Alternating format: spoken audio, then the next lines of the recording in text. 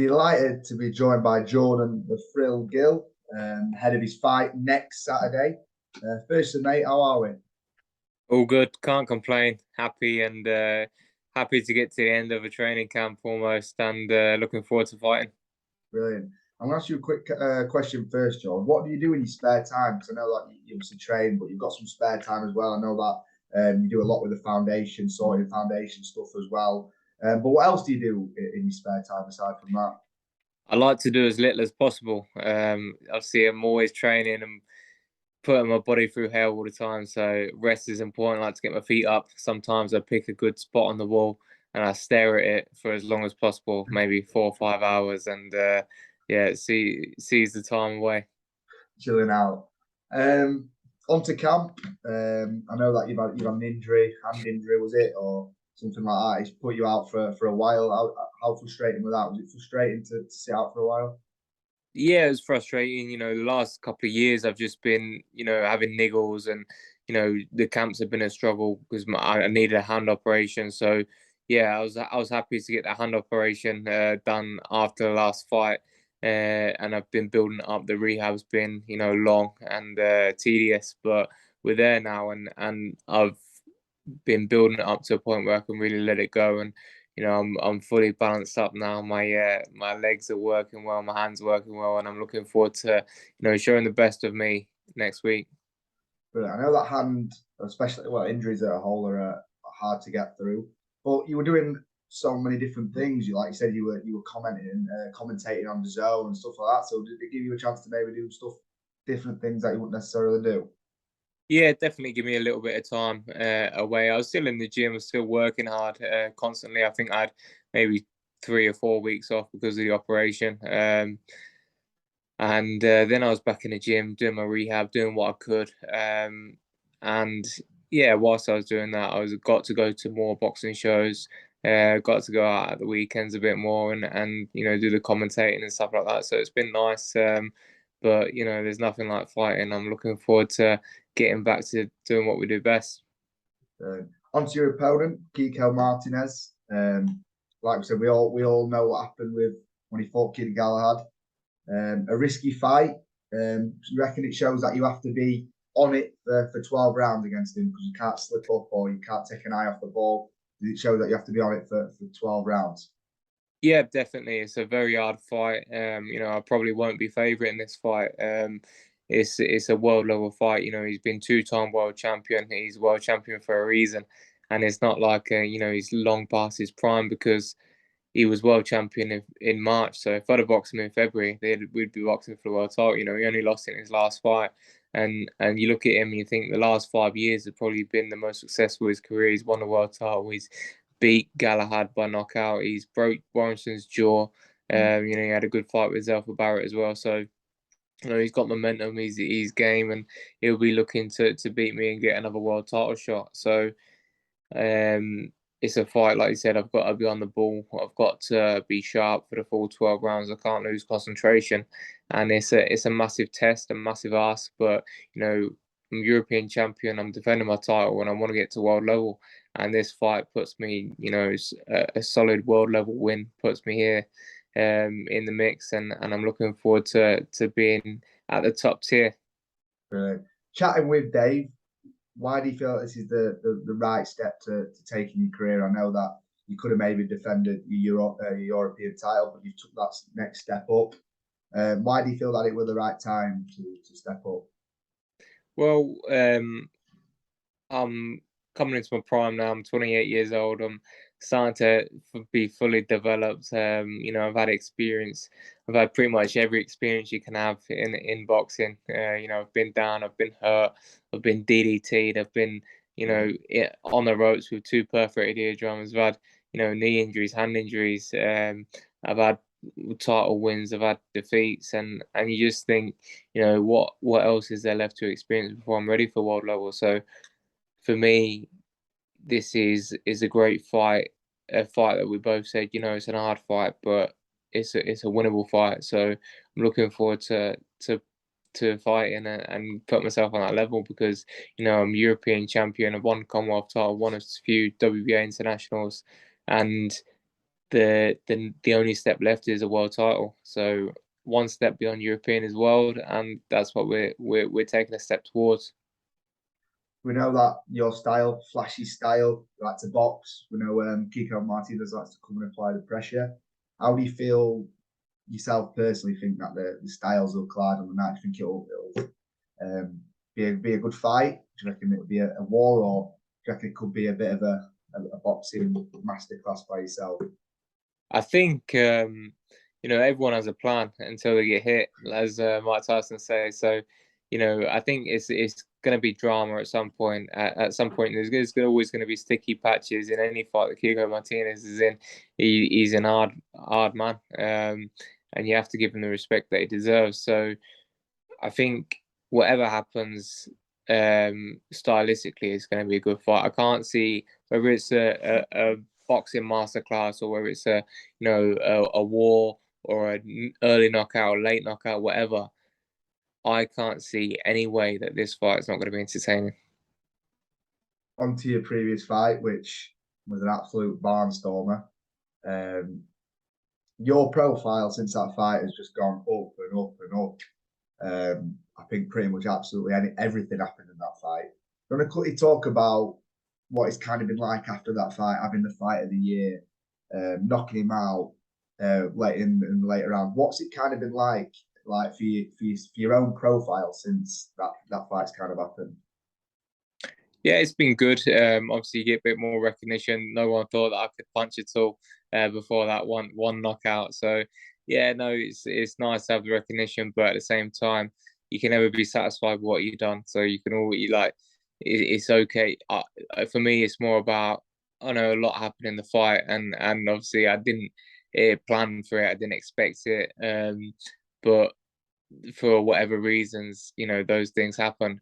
But it was a title. I've always wanted to be European champion. I wanted to win that title, and I did win it. So that was a big milestone in my career. And for me to win that European title meant a lot. So I've won it. I'm happy, but I'm not satisfied. So I've won it. I'm happy. I've put it aside. I want to step forward now and move on. So the job's never done. I know that you said that if Dave Caldwell wasn't in your corner on night, you felt you would have lost that fight.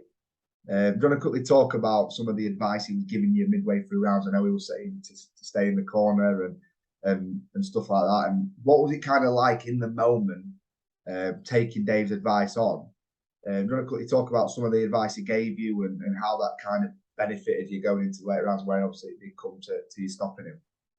Yeah, I mean, he kept it very simple, and he didn't ask anything of me that he knew I couldn't do. So, in the gym we do loads of drills. We practice defending off the ropes. We practice, countering off the ropes. We practice being safe as possible. And if you ever are buzzed or you ever are hurt, and you have to do that sort of thing. So we practice that sort of thing, week in, week out. So the instructions were very simple, but the more important thing was the trust in the corner. So I know that I'm capable of doing it, and I know he's not asking me something that I can't do. So he trusted in me, I trusted him, and I think that relationship as a coach and a fighter is very important, and it showed and it paid off on the night. So I'm happy. Do you feel that you answered a lot of critics wrong that night, knowing that you can be hurt and you can show a bit of heart and come back and win at a point where you've been at a point where the fight could have been stopped? Do you reckon you answered a lot of critics wrong that night? Yeah, I mean, any boxer that has a more of a fluid style, a boxing style, and chooses to box, people look at them and think they're not tough. They can't tough it out. They've got no heart because they don't fight that way. But I think I answered the questions that when push comes to shove and I have to bite down on gum shield and get through some sticky moments, as they say, I can do it. I'm a very tough. I'm very resilient. I've had to be tough in life. I've had to be resilient in life, and I will just go for anything to get where I need to get. I know this fight has been. Is it right that it's a eliminator now? Is that right for the IBF? Am I right? Yeah. That means obviously that you beat Kiko Martinez, then you are next in line for a shot at the world title. Do you feel that Kiko Martinez is the last fight you need before you step on for a world title? Or if you get through, would you like another fight? Or do you feel this is it now? Kiko Martinez is a world level fighter. If I beat Kiko Martinez, I'm stepping up for that world title. Yeah, 100%. I feel like, there's something to learn at every level. And for me, once I get past Kiko, and I need to get past Kiko, and I can say wholeheartedly that I'm world level. So this win will put me on that. I'd be ready to go into a world title fight now, but there's always question marks. Is he world level? This fight will prove that I'm world level. So yeah, I'm happy to move into a world title next. Whether they make me do a final eliminator or whatever, I'm not looking past this fight. I'm making sure that my sole focus is on Kiko Martinez next week, and we're going to do the job. Brilliant. I'm just going to talk about the division as a whole because there's plenty of domestic fights out there for yourself that will excite you. You've got your likes of Lee Wood, Josh Warrington. I know that you're good mates with Lee Wood, so that's probably not going to happen. We like you said, you got your likes of Josh Warrington and people like that. It's a great division to be involved. Yourself, so I'll come into that mix now. There's plenty of exciting fights. God willing, you win next Saturday. Is there any names that you maybe like more than others? Well, the fight I'm having is eliminated for the IBF, and the IBF champion is Josh Warrington. So for me, that's the target, that's the goal. That's a great fight. Whether he's fighting his mandatory, whether he'll want to go into unifications, I'm sure, or have a big fight in America after that. So we'll see what happens. But I'm here to fight. I've been in domestic dust-ups before. I've boxed. Our mate Jason Cunningham. I boxed Ryan Doyle for the Commonwealth title. I'll box Reece Bellotti. They're all good domestic fights, and I've come out on top in every single one. And I don't think it'd be any different when I fight for world title. Peterborough away day. I'm sure they'd love a little trip down to Owen Road, wouldn't they? Why not? We'll get taken over by Leeds. It won't be fun, will it? I mean, like you said, there's been a lot of backing before. Like when you fought in Peterborough before, they've shown out for you. I mean, they would love nothing more than a little away day to Leeds. Or you never know, they could have it at Peterborough's own ground, something a bit different. Like I said, Josh has fought in Leeds a lot, pretty much every fight he's fought in Leeds. So it'd be good to maybe turn the tables a little bit and have it at the Borough ground. What do you reckon? 100%. I'm game. I'm game for anything. All I know is that I've got to win next week, and then these opportunities will present themselves. But yeah, I'm going to win next week, and we'll see. Is that one thing you'd like to do before your career ends? Is fight at the ground, Peterborough ground? I'd love to. Yeah, London Road, Peterborough United Football Stadium. That'd be amazing. I'm not sure how well the stand will hold up, to be fair, but I think they're on about making a new stadium, so we'll see what the plans are with that. And before I retire, I'd love to defend a world title there or fight for a world title there. Be amazing. Brilliant. Just on to something a little bit different now. Your foundation booming at the minute. Paul's everywhere here and there doing his stuff. I know that you've got some exciting news maybe coming up, which I don't know if you want to talk about at the minute. With a possible location coming up where you could be based at, doing a lot of your work. Do you want to quickly talk about the updates and how it's doing at the minute? Because it's been there for a while now. It's ticking and things are starting to rise, aren't they? So, do you want to quickly talk about how the foundation's doing? Yeah, definitely.